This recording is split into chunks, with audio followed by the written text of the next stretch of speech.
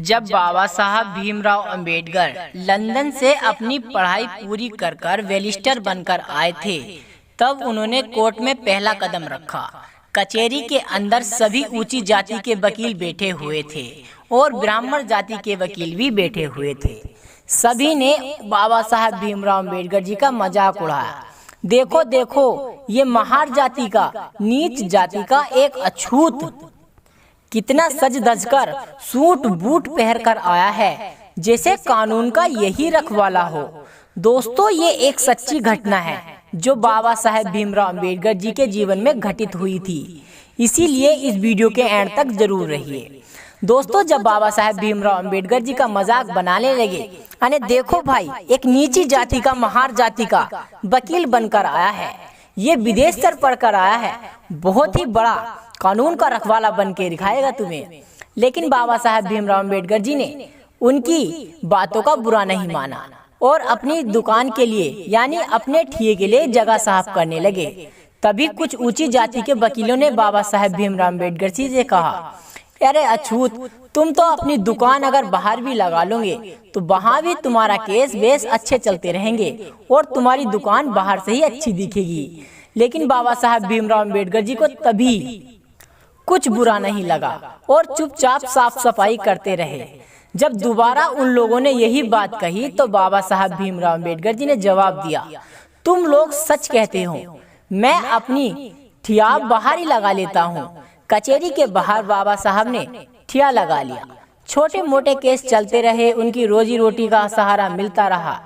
उसी बीच एक सेठ और सेठानी कचहरी के अंदर गए, जिनके बेटे को फांसी की सजा होने वाली थी। सभी व्यक्ति को और ऊंची ऊंची वकीलों को और जो कानून के रखवाले थे, उन सभी को उन्होंने फाइल दिखाई, लेकिन सभी लोगों ने फाइल लेते ही केस लेने से मना कर दिया, यानी ये केस हम नहीं लड़ सकते।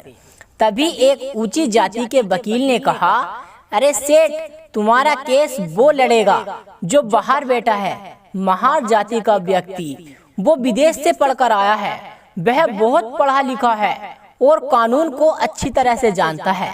क्योंकि वे बाबा साहब भीमराव अंबेडकर जी के ऊपर टोन कस रहे थे, तो भी सेठ और सेठानी को तो अपने बच्चे को बचाना था। इतनी बात सुनकर सेठ सेठानी कचहरी के अंदर से भागकर आए और बाबा साहब भीमराव अंबेडकर बाहर बैठे थे, तो बाबा साहब भीमराव अंबेडकर जी के चरणों में गिर पड़े और कहने लगे, है बैरिस्टर, मेरे बच्चे को बचा लो, है बाबा साहब, मेरे बच्चे को बचा। उन्हें उठाया और उनसे कहने लगे, ए सेठ और सेठानी, आप मेरे पास क्यों आए हो? मैं तो एक नीची जात का व्यक्ति हूँ, एक अछूत हूँ, भला मैं आपके बेटे को कैसे बचा सकता हूँ? लेकिन सेठ और सेठानी ने बाबा साहेब भीमराव अंबेडकर जी का शकल देखी और कहने लगे, नहीं, आप ही हो जो मेरे बच्चे को बचा सकते हो, आप ही मेरे कर्ता धर्ता हो जो मेरी मदद कर सकते हो। तब बाबा साहब भीमराव अंबेडकर उनसे कहने लगते हैं, आपने ये फाइल न जाने कितने ऊंचे ऊंचे व्यक्ति को और कितनी ऊंची जात के वकीलों को दिखाई होगी, जो कानून को अपना रखवाला और खेल समझते हैं, जो कानून को अपनी मुट्ठी में रखते हैं। उनके पास जाओ, वो आपकी मदद करेंगे। लेकिन सेठ और सेठानी कहने लगते हैं, नहीं, जो भी हमारी मदद करेंगे वो केवल आप ही हैं। हे बैरिस्टर, मेरे बच्चे को बचा लो, बचा लो। तब इतना ही कहा उस सेठ ने, तो बाबा साहब भीमराव अंबेडकर जी को अपनी माँ की कही बातें याद आने लगी। उनकी माँ ने बचपन में उनसे कहा था, भीमा, जब भी किसी निर्दोष की मदद करनी हो या किसी निर्दोष की जान बचानी हो और तुम्हें झूठ बोलना पड़े तो पीछे मत हटना भीमा, पीछे मत हटना। तब बाबा साहब भीमराव अंबेडकर उनके बच्चे की फाइल, केस की फाइल ले लेते हैं और अगले दिन कोर्ट में सुनवाई चालू हो जाती है। दोनों पक्ष के वकीलों ने अपनी अपनी दलीलें पेश की, लेकिन बाबा साहब ने कोई दलील पेश नहीं की। तब जब जज साहब अपना फैसला सुनाने वाले होते हैं, तब वे बाबा साहब भीमराव अंबेडकर की तरफ को कहते हैं और देखते हुए कहने लगते हैं, भीमराव, तुम्हें अपनी सुनवाई में कुछ नहीं कहना? क्या तुम कोई दलीलें पेश नहीं करना चाहते? तब बाबा साहब ने मना कर दिया और कहने लगे, नहीं जज साहब, तुम अपनी सुनाई और अपना आखिरी फैसला बताओ, मैं कुछ नहीं बताने वाला। तब जज साहब ने उस सेठ और सेठानी के लड़के को फांसी की सजा दे दी। सेठ मन ही मन में सोचने लगा, मैंने किस आदमी को अपने बच्चे के केस की फाइल दे दी। ये तो सच में नीची जात का महान निकला, ये कुछ नहीं जानता।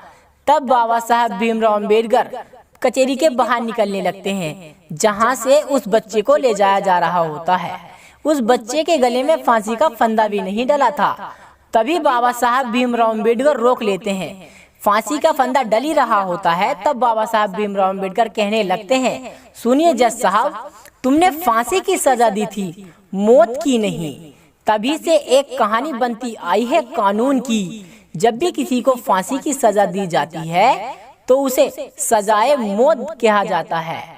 अगर कोई फांसी की सजा देता है तो उसे फांसी नहीं मिलती। इसीलिए संविधान में हर किसी को अपने आप को निर्दोष यानी सबूत के साथ साबित करना होता है। कोई मुजरिम भी हो तो उसे भी एक मौका देता है हमारा भारतीय संविधान। दोस्तों, ये कहानी आपको कैसी लगी मुझे कमेंट कर जरूर बताएं।